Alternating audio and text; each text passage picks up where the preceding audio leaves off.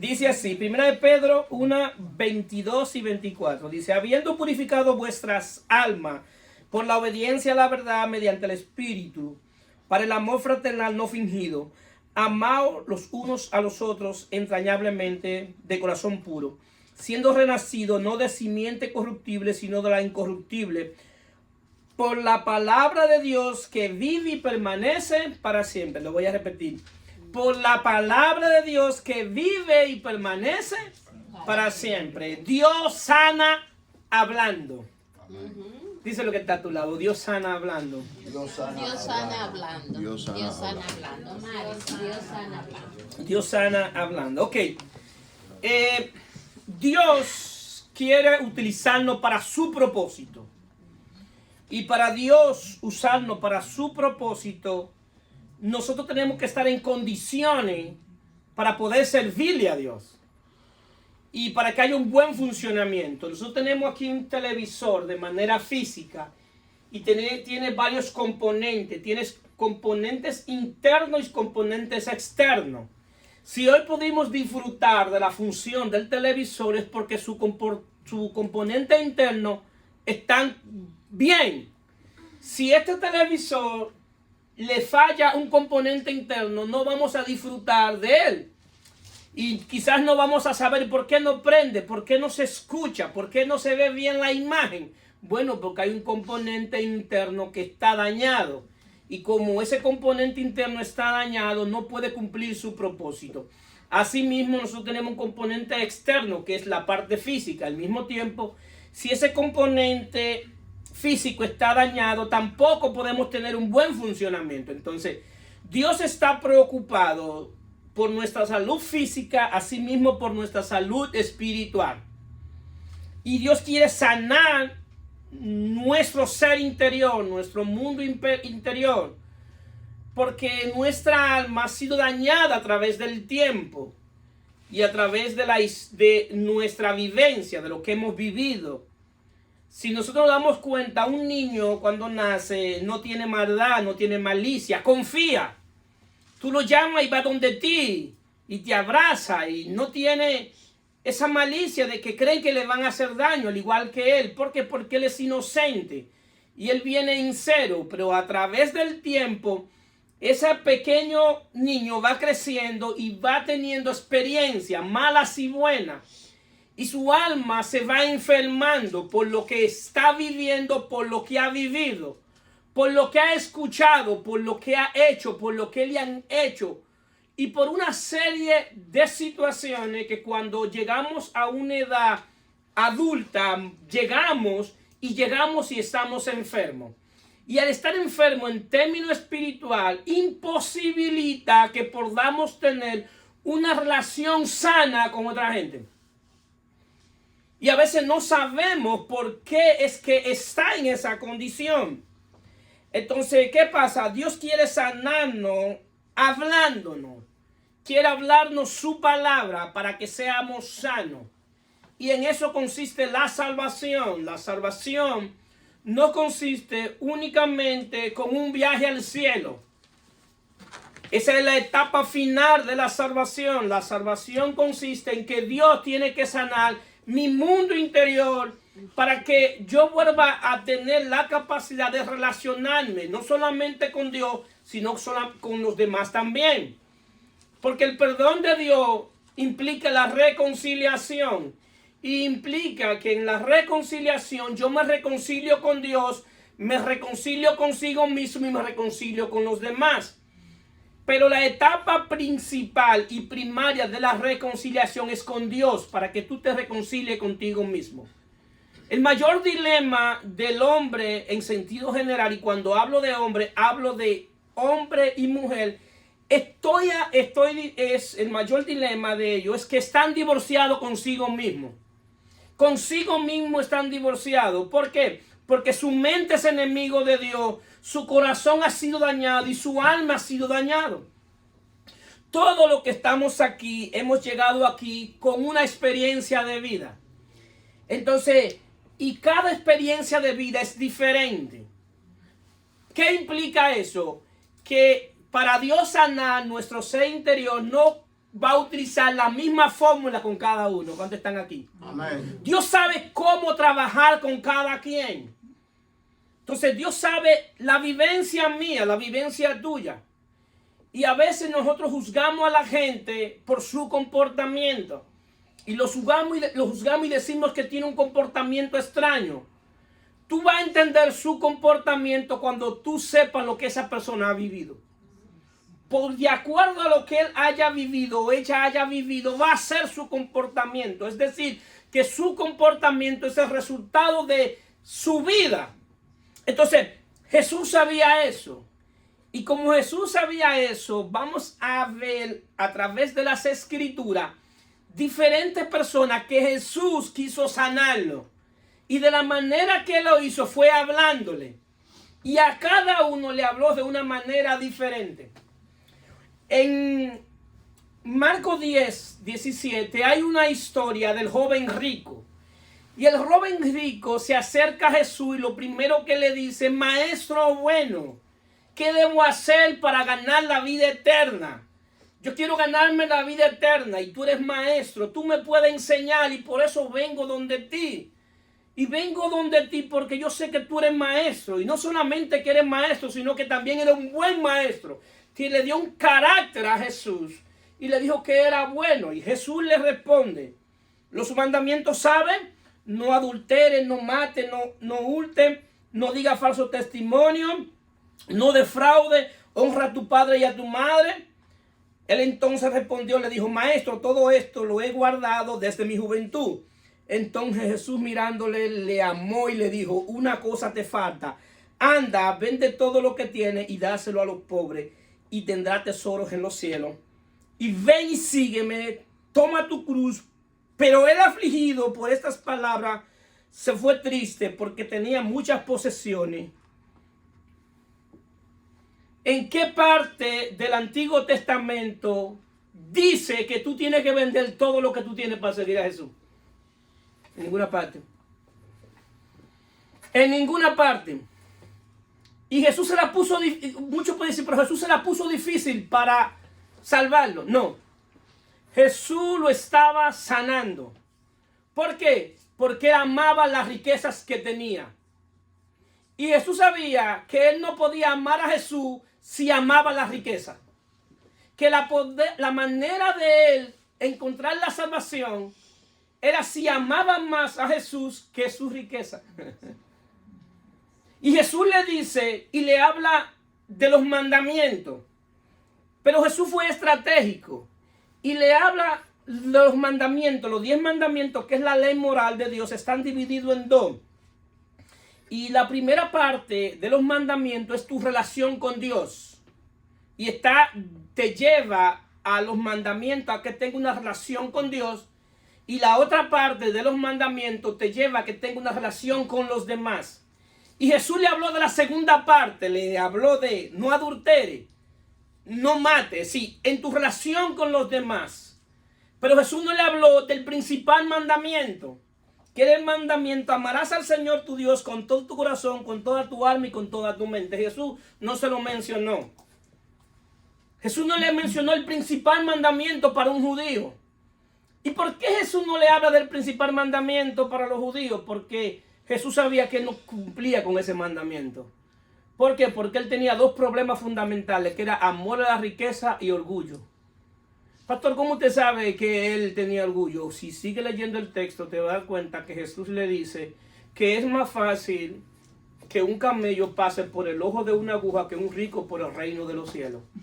Y tú dices, ¿cómo tú sabes que él tiene orgullo? Muy sencillo, porque lo que Jesús le está diciendo es de el ojo de la aguja, que era una puerta para entrar a Jerusalén, que era muy pequeña.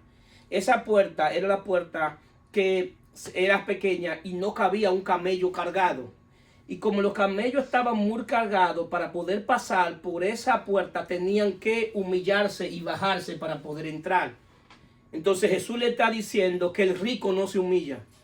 Y por eso no entra al reino de los cielos. No por su riqueza, sino porque no se humilla. Jesús quería llevarlo a sanar su mundo interior a través de que él entendiera que su riqueza no le podía salvar. que lo que iba a hacer que él no se salvara en sí no era no creer, sino que su riqueza lo iba a llevar a no obtener la salvación, porque amaba la riqueza y era orgulloso. Entonces Jesús quería sanar su mundo interior de esa manera. Y esa es la palabra que él le da por la necesidad de ese joven en ese momento. Y los discípulos le dicen, Señor, pero ¿quién será salvo? Porque tú la pusiste difícil. En buen dominicano no la pusiste en China, la pusiste difícil. Y Jesús le dijo, para el hombre es imposible, pero Dios sabe. Entonces, como Dios sabe cómo hablarte, en qué momento hablarte y de qué manera hablarte.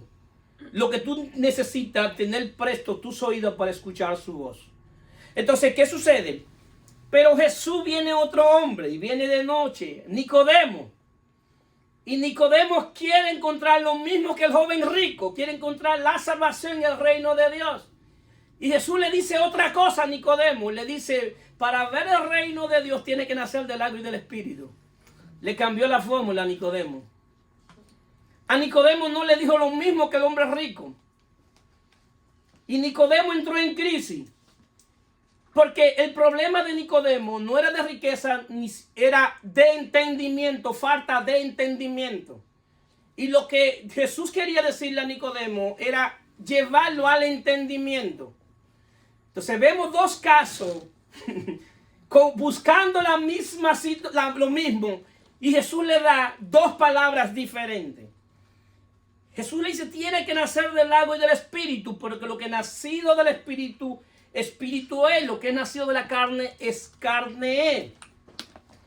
Entonces, a cada uno conforme a su condición, él le habló. El problema del joven rico era el dinero y el orgullo, y el problema de Nicodemo era que era religioso. Y el problema del religioso es que tiene falta de entendimiento. Y por eso Jesús dice que no se puede echar vino nuevo en odre viejo. Porque el religioso encapsula a Dios en un sistema teológico, encapsula a Dios y dice, Dios es así y así es que Dios va a obrar. Tú das este paso y Dios da otro paso. Si tú haces esto, Dios hace esto. Y encapsula a Dios en una fórmula. Dios obra como quiere, con que quiere, donde quiere y a la manera de Él. Amén. Entonces, para conocer a Dios, yo necesito tener una mente renovada, la mente de Cristo, una mente que el Espíritu de Dios la renove constantemente por medio de su palabra, para yo entender las cosas de Dios, porque a Dios tú no lo puedes meter en un libro. Dios no cabe en un libro. Dios no cabe en 1.000.000 de estadios de fútbol, no cabe. Entonces, ¿cómo si tú no lo puedes meter en algo tan grande, cómo tú crees que lo puedes meter en tu cabeza? Necesita obligatoriamente de su espíritu para que Él te revele verdaderamente quién es Dios. Entonces, vamos a ver la relación de Pedro y de Jesús. Y la relación de Pedro y Jesús, que es quien escribe, la podemos dividir en dos partes. La relación de Pedro cuando anduvo con Jesús en lo que se llama la encarnación. Cuando el verbo se encarnó, cuando Dios se encarnó. Y en esa primera experiencia de Pedro con Jesús, Jesús comenzó a enseñar y a tratar con el carácter de Pedro. De todos los discípulos, el más difícil era Pedro. Porque Pedro era muy rápido, era como yo. Se adelantaba. Pero al mismo tiempo era el más valiente. Porque el único que dijo y se atrevió a caminar por las aguas fue Pedro. Cuando lo vio de la barca. Y Jesús le dijo, ven. Él le preguntó, Señor, voy. Y Jesús le dijo, ven. Y caminó. Ninguno caminaron. ¿Por qué? Porque hay cosas en las cuales tú debes atreverte en Dios. A nosotros no se nos ha dado espíritu de cobardía, sino de poder y dominio propio.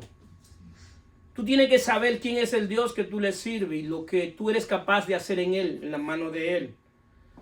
A veces nosotros no nos vemos como Dios nos ve y nos vemos inferior. Y Dios nunca te va a ver como Dios te ve. Tú tienes que aprender a verte como Dios te ve y Dios te ve como tu hijo, como su hijo. y te ven sentado en lugares celestiales juntamente con Él. Entonces, Pedro en ese tiempo de la encarnación aprendió de Jesús. Jesús le enseñó. Y podemos decir, Jesús le enseñó la doctrina. Le enseñó diferentes cosas. Y es más, Jesús hacía muchas cosas de manera intencional para que los discípulos aprendieran. Y lo hacía de manera intencional. Pero la segunda etapa de la relación con Pedro y Jesús es después de la resurrección. Y cuando Él resucita, Jesús resucita y van y se encuentra con las mujeres que fueron a testificar de su resurrección. En Marcos 16:7 dice, pero id, decid a sus discípulos, decía a sus discípulos y a Pedro que Él va delante de vosotros a Galilea, allí le veréis como os dijo. El día que yo leí esto, yo le hice una pregunta al texto. Le dije, ¿por qué Él dice ir a sus discípulos y a Pedro? ¿Acaso con Él decir, vean de los discípulos, no está incluido Pedro? Porque Pedro era discípulo. ¿Y por qué Él quiere decirle, dile a los discípulos y a Pedro? ¿Por qué razón? Si no tenía que mencionar a Pedro, solamente ve a los discípulos. ¿Por qué en especial a Pedro? Porque quien necesitaba ser sano era Pedro. Porque de los discípulos el que lo había negado era Pedro. Y Jesús está diciendo, yo voy a ir a hablar con ellos ahora después que resucité. Pero especialmente voy a hablar con Pedro porque lo que él me hizo, él ha sido dañado y su alma está enfermo. Y como su alma está enferma, yo voy a ir donde él a hablar con él. Yo voy a hablar con él de una manera especial porque yo necesito sanarlo.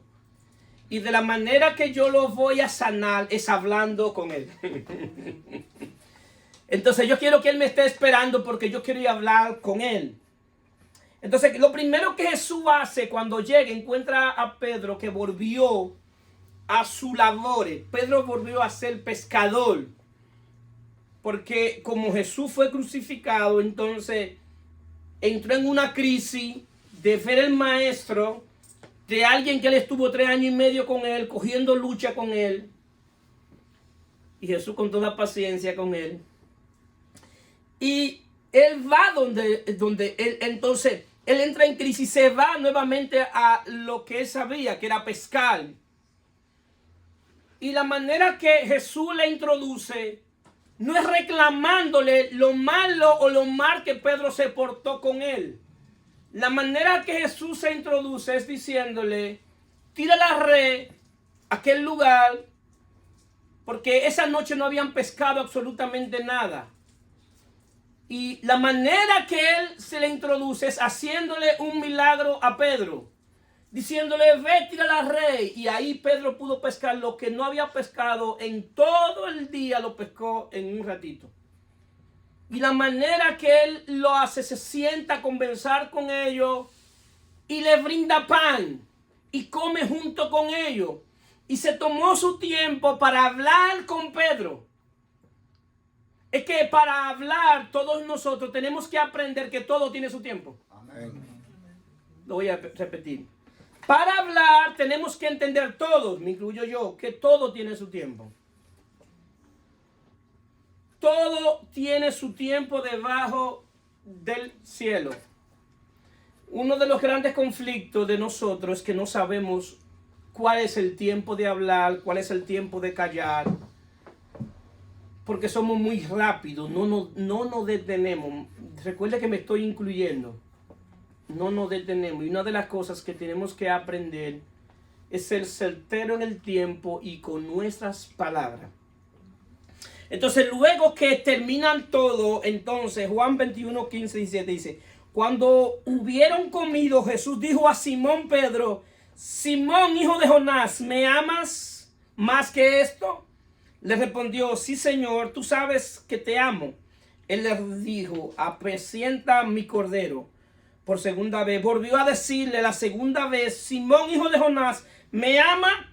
Pedro respondió, sí, Señor, tú lo sabes que te amo. Le dijo, pastorea mis ovejas. Le dijo por tercera vez, Simón, hijo de Jonás, ¿me ama? Pedro se entristeció de que le dijera la tercera vez, me ama. Y le respondió, Señor, tú lo sabes todo. Tú sabes que te amo. Jesús le dijo, apacienta mis ovejas. Jesús le hizo la pregunta 3 veces. ¿Por qué le hizo la pregunta 3 veces? Porque eran las 3 veces que Pedro lo había negado. Y Jesús quería confrontarlo con su acción, pero al mismo tiempo diciéndole, yo te voy a confrontar, te voy a hablar, te voy a escuchar, y tus acciones tú mismo las vas a juzgar. Y yo te voy a demostrar que yo te voy a sanar es amándote a ti. Porque de la manera que yo te sano es yo amándote a ti. Porque yo sé que tú me amas. Yo sé que tú estás en crisis. Yo sé que el momento que tú viviste fue un momento difícil. Yo lo sé, Pedro. Pero yo no he venido a insultarte. Yo no he venido a castigarte. Yo he venido a confrontarte para poder sanarte. Porque si no te confronto, no te voy a sanar. Y si no te sano, tú no vas a poder salir a predicar de mi palabra. Si antes de tú salir a hacer lo que tú vas a hacer ahora, yo primero tengo que sentarme contigo y hacerte entender que lo que tú hiciste estuvo mal, pero al mismo tiempo hacerte entender que yo lo sabía. Antes de elegirte a ti, ya yo sabía que tú me ibas a negar y aún así te elegí. A mí no me sorprendió que tú me negaras, ni tampoco me afectó que tú me negaras. Lo que a mí me afecta es que tú permanezcas en la crisis que tú estás. Y yo no quiero que tú permanezcas en la crisis que tú estás, porque de la manera que yo puedo seguir mi ministerio es si yo te sano. Porque en ese tiempo Jesús había pasado de un ministerio terrenal a un ministerio celestial.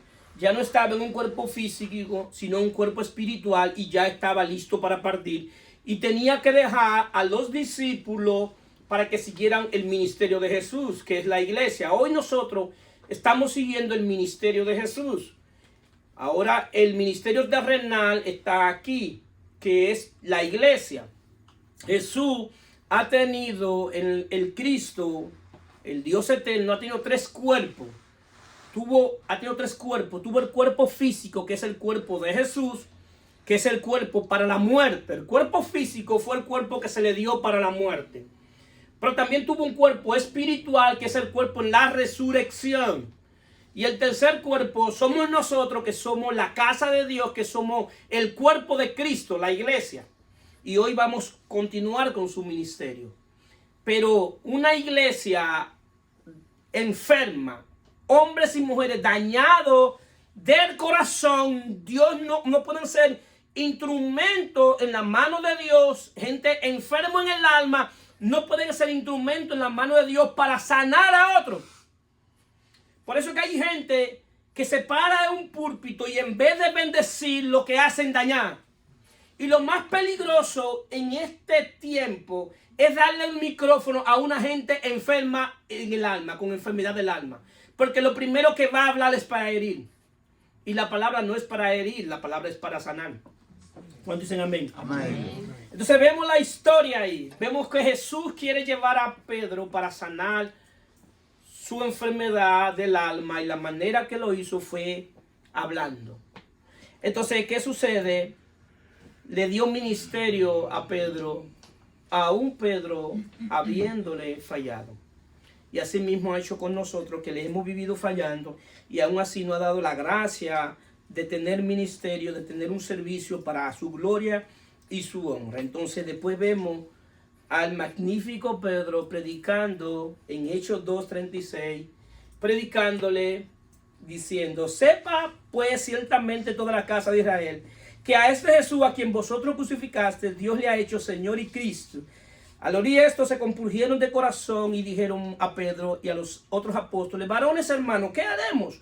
Pedro le dijo: arrepentíos y bautícese cada uno de vosotros en el nombre de Jesucristo para el perdón de los pecados, y recibirán el don del Espíritu Santo. Ahora Pedro le metió otra fórmula diferente a la que Jesús dijo. Ahora le dice Pedro: para ustedes ser salvos, tienen que arrepentirse, tienen que ir a hacer una obra en el agua, y después que ustedes hagan esa obra en el agua, entonces Dios les va a mandar su espíritu. Lo que yo estoy seguro que todo el que escuchó esa palabra y le creyó a Pedro, sucedió lo que dijo. Y bíblicamente, teológicamente y conforme al nuevo pacto de la gracia, no es así como funciona. No es así como funciona. Lo que pasa es que Pedro estaba hablando conforme al entendimiento que él tenía. Él era judío. Y los judíos entendían que se relacionaban con Dios por medio de una obra. Que tú tenías que hacer una obra para relacionarte con Dios. Y él actuó como todo judío. Entonces, pero Dios lo respaldó en el momento. Ahora bien, lo que sí predicó correcto a la verdad y la palabra central de verdad es lo que él dice, que Dios ha hecho a Jesús Señor y Cristo. Esa fue la palabra verdadera que esa gente necesitaba. Esa era la palabra de Dios, porque él estaba hablando a judíos que habían crucificado a Cristo.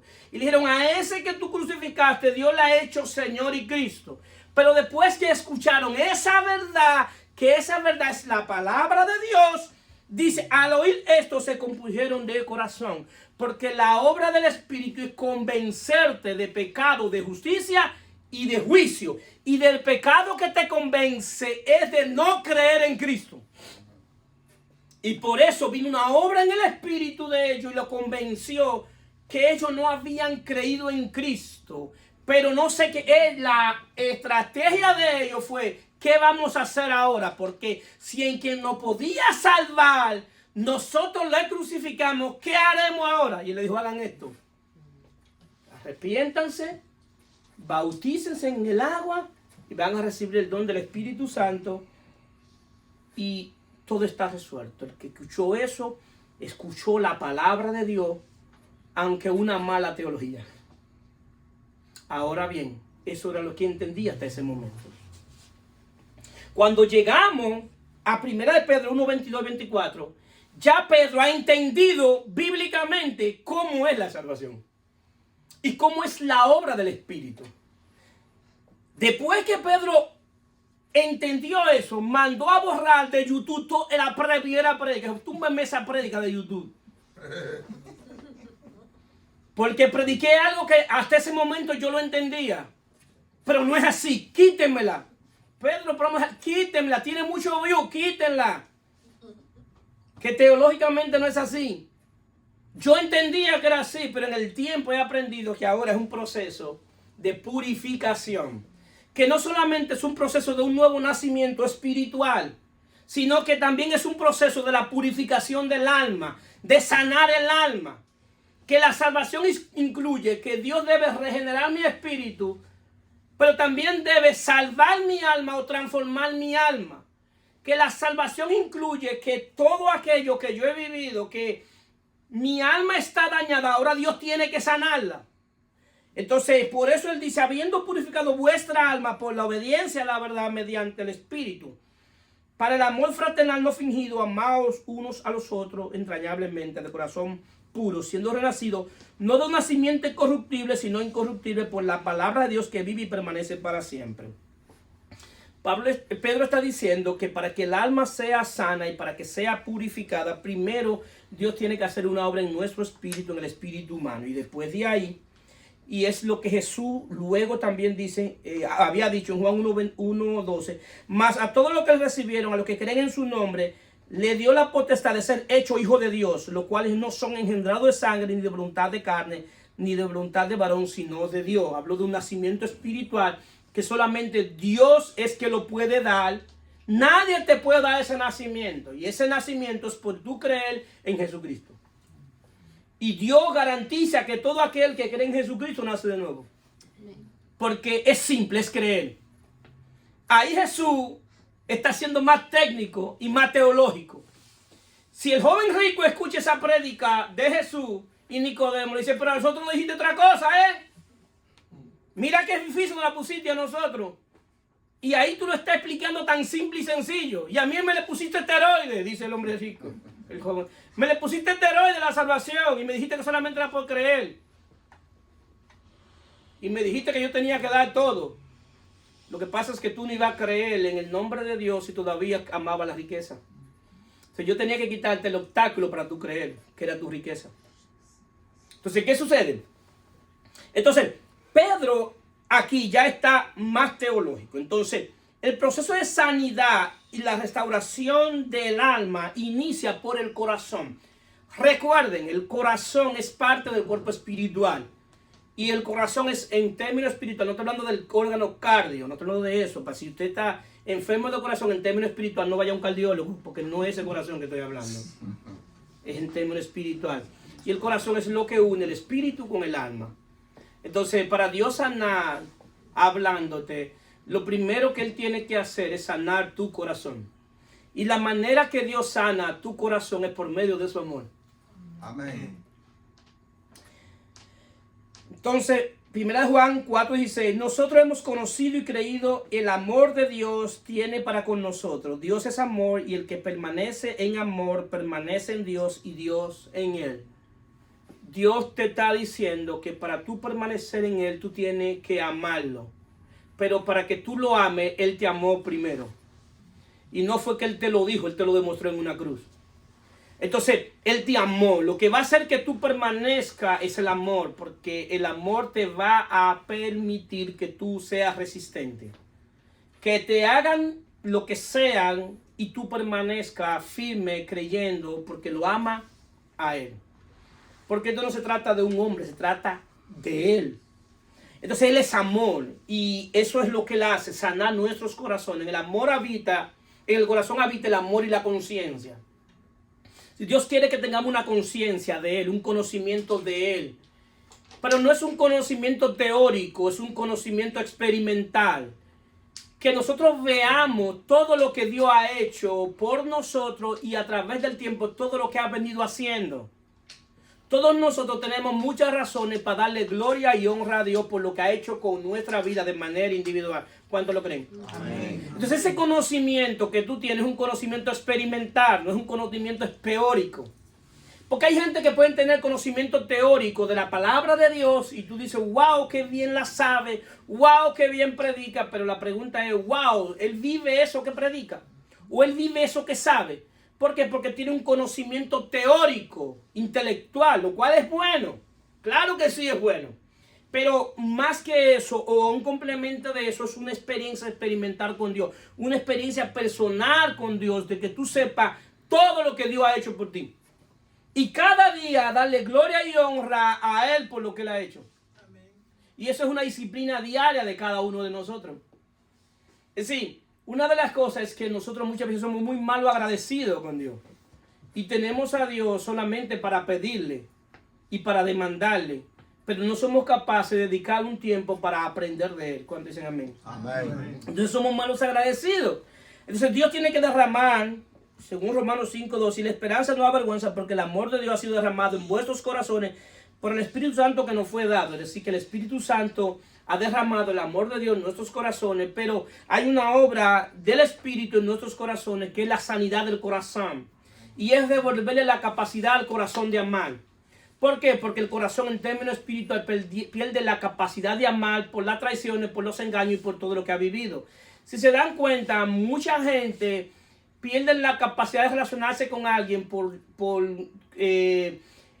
amor, si no se relaciona por conveniencia, se relaciona por costumbre, se relaciona por no estar solo, se relacionan por miedo a la soledad, pero no se relacionan por amor. ¿Por qué? Porque el amor perdió la capacidad de amar. Porque es tanto lo que ha sido maltratado, es tanto que ha sido dañado, que pierde la capacidad de amar. Entonces, para volver a amar, tiene que ser una obra del Espíritu, tiene que ser por medio del Espíritu de Dios. Hay una canción dominicana que dice una gran verdad. Desde que me dejaste, la ventanita del amor se me cerró. ¿Por qué? Porque la ventanita del amor se cierra cuando ha sido engañado, cuando ha sido traicionado, cuando ha sido olvidado.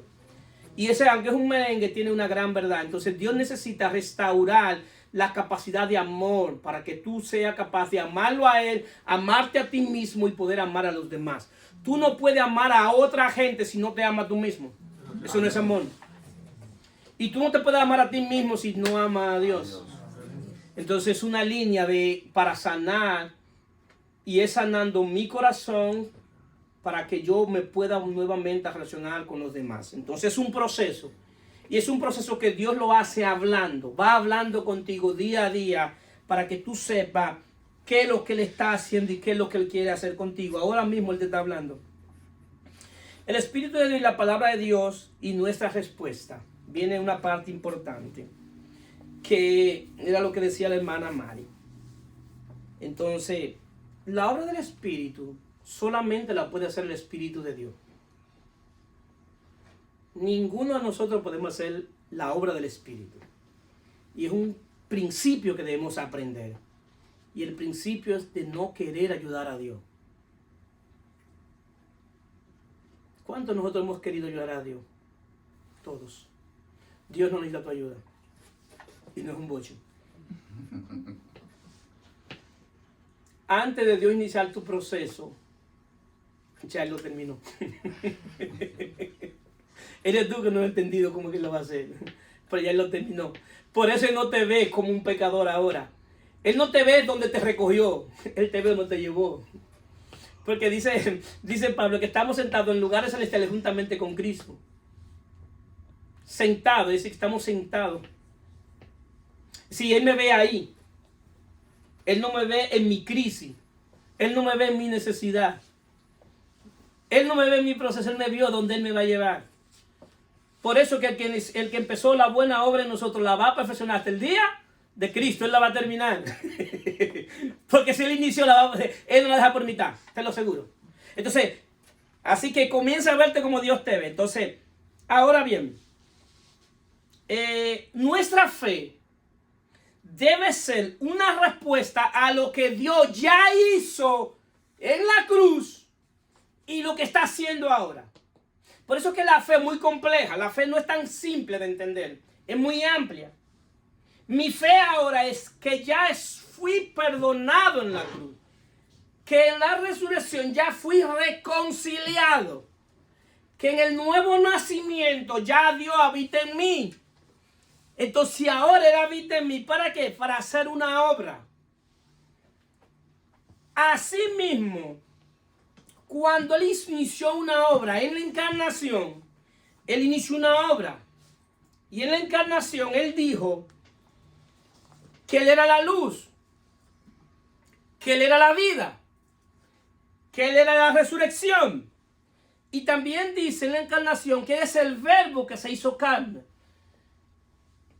Que Él es la palabra de Dios en un cuerpo físico. Eso es Jesús de Nazaret, varón judío. Después de la muerte y la resurrección, ahora es espíritu vivificante. Entonces viene la segunda obra de Él en la resurrección, y esa obra es en nosotros. Y así mismo como el verbo se encarnó en un cuerpo humano de Jesús de Nazaret, así mismo el verbo se encarna en nosotros. Amén. El verbo que se encarnó en un cuerpo humano ahora está encarnado en un grupo de cuerpos que es la iglesia. Es decir, que ahora la palabra de Dios está en nosotros. Porque Él es el verbo. Entonces ahora por medio de su palabra que está en nosotros, Él te va a hablar. Entonces, la palabra de Dios, Jesús la define. El espíritu es el que da vida, la carne nada aprovecha. La palabra que yo he hablado son espíritu y son vida. Es decir, que la palabra de Dios, por eso quise definir la palabra de Dios, para que entendamos. Aspectos técnicos para que tengamos un buen entendimiento. La palabra de Dios son espíritu y son vida. ¿De qué manera tú puedes poner la palabra de Dios, que son espíritu y son vida, en un papel? No hay manera. Ahora bien, podemos ver la palabra de Dios de tres formas. Y de las tres formas nos va a hablar. Y la primera forma es verla, las palabras de Dios, como las sagradas escrituras, lo que llamamos la Biblia. Es la revelación escrita. ¿Bien? Esa es la palabra de la revelación escrita. Esa es la letra. Pero, ¿cómo inicia la letra su primer capítulo? La letra inicia En el principio, Génesis 1:1, en el principio creó Dios los cielos y la tierra estaba desordenada y vacía, y las tinieblas estaban sobre la faz del abismo, y el Espíritu de Dios se movía sobre la faz de las aguas. Y dijo Dios, sea la luz, y fue la luz. Y vio Dios que la luz era buena, y separó Dios la luz de las tinieblas. Dios quiso sanar la tierra que estaba desordenada y vacía, de la manera que Dios la sanó fue hablando. Y dijo Dios, quiso sanar la tierra, pero ¿cómo la sanó? Hablando. Y dijo Dios, sea la luz. ¿Por qué? Porque lo que iba a sanar la tierra era la luz.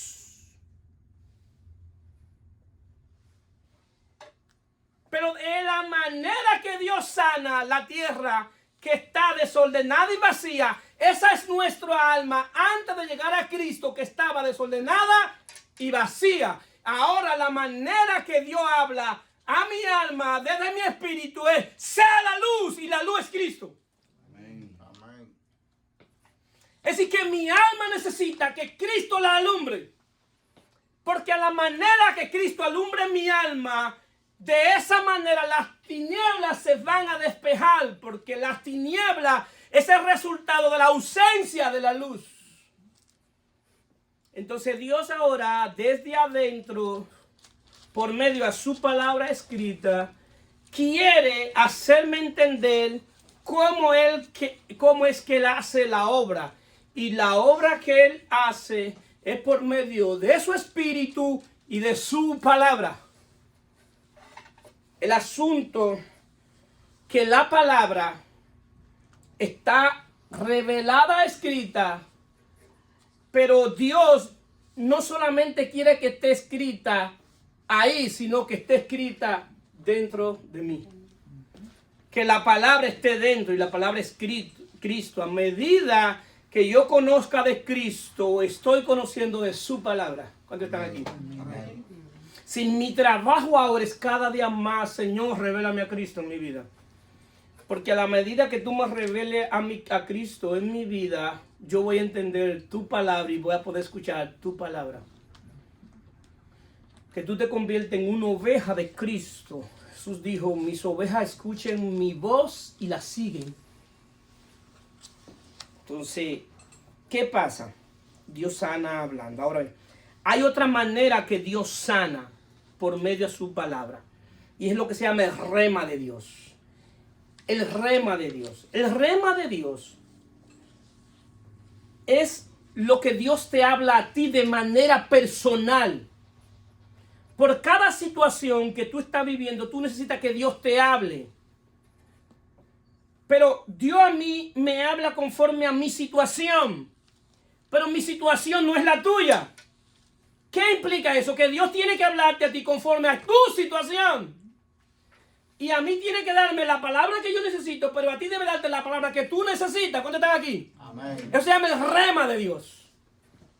El rema de Dios. Y el rema de Dios viene desde el Espíritu de Dios que está en ti y le habla a tu alma. Viene el rema. Y el primer principio para tú escuchar y entender el rema de Dios es que tú reconozcas que tienes necesidad de Dios. Y eso fue lo que Jesús hizo con la mujer samaritana. Que Jesús salió de Judea y tenía que ir a Galilea. Y los judíos no pasaban por Samaria, porque los samaritanos y los judíos tenían problemas. Y dice el texto en Juan 4, y Jesús dijo, me es necesario pasar por Samaria. Pero maestro, hay un camino, porque nosotros no nos llevamos con los samaritanos. Vámonos a ir por la esquina, vámonos a ir por el mal. Y no tenemos que pasar por donde esos hijos de Satanás, esos samaritanos. Él dijo, me es necesario pasar por Samaria. Y vámonos rápido, porque tengo que ir a un pozo, a esperar a alguien que va a un pozo a una hora específica. Y yo me voy a sentar en el pozo a esperarla, porque yo quiero sanarla. Y la manera que la voy a sanar no es con la ley. La manera que la voy a sanar es hablándole. Y la mujer samaritana iba fuera de horario a buscar agua. Porque el agua se buscaba a las 6 de la mañana. Y ella iba alrededor de las 11 de las 12 a buscar el agua. Para no tener a nadie que la moleste. Para que no tener a nadie que la juzgue y la condene. Y Jesús llegó primero que ella y vio el reloj y dijo, falta poco para ella llegar. Váyanse a comprar algo en la bodega de la esquina que venden más barato. Que yo me voy a sentar aquí a esperar a alguien que viene, que necesita ser sana. Y la voy a sanar hablándole. Y el gran problema de la mujer samaritana es el problema de la adoración, del servicio a Dios. Ese era el problema de ella. Porque ella entendía que la manera que se debía adorar a Dios era en el monte Sinaí, en Sirqué. Y ella eso le dice a Jesús, Señor, aquí hay un problema. Y el problema que hay es que nosotros los samaritanos vamos al monte Sinaí, a Sirqué, a adorar. Pero los judíos dicen que es en Jerusalén. Y nosotros no queremos ir a Jerusalén porque los judíos no quieren saber de nosotros. Y como no quieren saber de nosotros, nosotros no vamos a ir a Jerusalén a adorar a Dios. Y por eso vamos al monte. El conflicto estaba en la adoración, en el servicio. Ella iba los sábados a adorar porque ella adoraba a un Dios que estaba fuera de ella. Y Jesús le dijo, yo te voy a resolver ese problema. Porque yo sé cuál es tu problema y te lo voy a resolver hablándote. Porque yo sé que ese problema se resuelve de una manera única y exclusivamente. Y de la manera que yo resuelvo tu problema de adoración es yo yendo a la cruz. Aleluya. Es de la única manera, porque el problema aquí no está en un lugar. El problema está en el corazón. El problema está en tu espíritu. Y para que tú puedas adorar, no está ligado a un lugar físico, está ligado a tu condición espiritual. Tú estás muerto en delitos y pecados. Y como estás muerto en delitos y pecados, no me puedes adorar.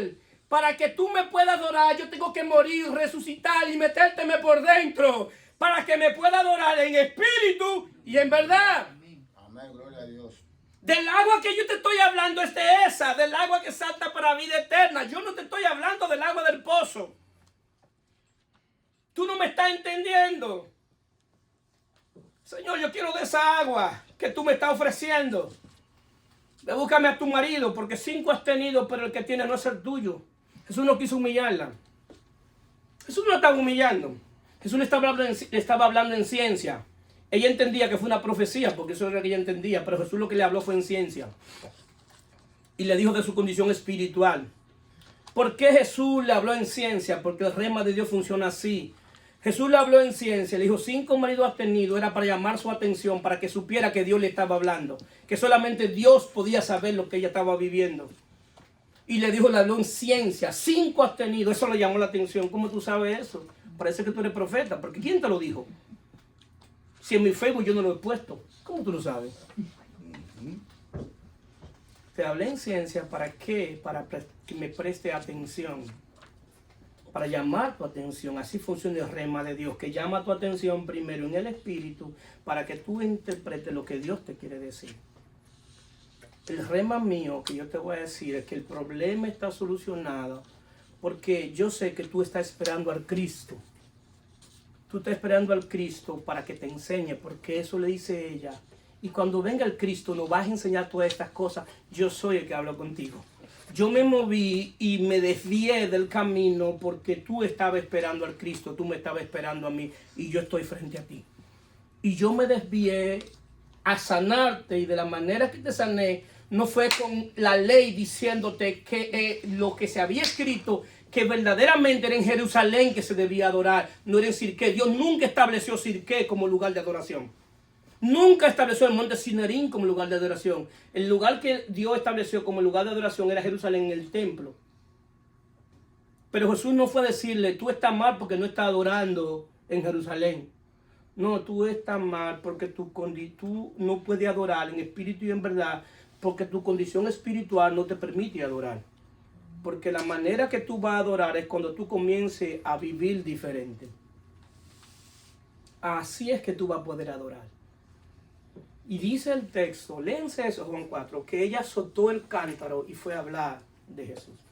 Es encontrado al Mesías. Le habló a todo el mundo en Samaria que había encontrado al Mesías, porque recibió el rema de Dios por lo que ella estaba viviendo en ese momento. Así funciona el rema de Dios. Y el rema de Dios opera desde tu espíritu y te habla a tu espíritu. Entonces, de la otra manera que Dios habla, es lo que llamamos el grafo de Dios. ¿Qué es el grafo de Dios? De ahí viene la palabra grafiti. El grafo de Dios es la palabra que Dios escribe en tu corazón. Cada uno de nosotros, Dios ha escrito algo en nuestro corazón. Y eso es algo que está escrito que nadie lo puede borrar. Lo que tú y yo hemos vivido y lo que Dios ha hecho con nosotros, nadie puede borrar eso. Y eso está escrito ahí, en nuestro corazón. Y Pablo lo define de esta manera, 2 Corintios 3:12. Nuestra carta sois vosotros, escrita en nuestros corazones, conocida y leída por todos los hombres, siendo manifiesto que son cartas de Cristo, expedida por vosotros, escrita no con tinta, sino con el Espíritu de Dios vivo, no en tabla de piedra, sino en el tabla de carne del corazón. Y tal confianza tenemos mediante Cristo para con Dios. Pablo está diciendo a los corintios que hay algo que Dios escribe en tu corazón. Y es la experiencia misma que tú has tenido con Dios. Que tú sabes que Dios obró ahí. Que nadie podía hacer eso, solamente Dios. Eso está escrito en tu corazón. Y mientras tú tengas un suspiro de aliento, eso va a estar escrito en tu corazón. Amén. Eso va a estar ahí. Entonces Dios, la palabra de Dios se escribió ahí por la experiencia que tú viviste con Dios.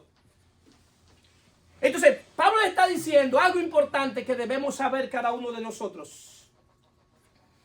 Las cartas, la Biblia, se escribió como carta para ser leída dentro de la iglesia.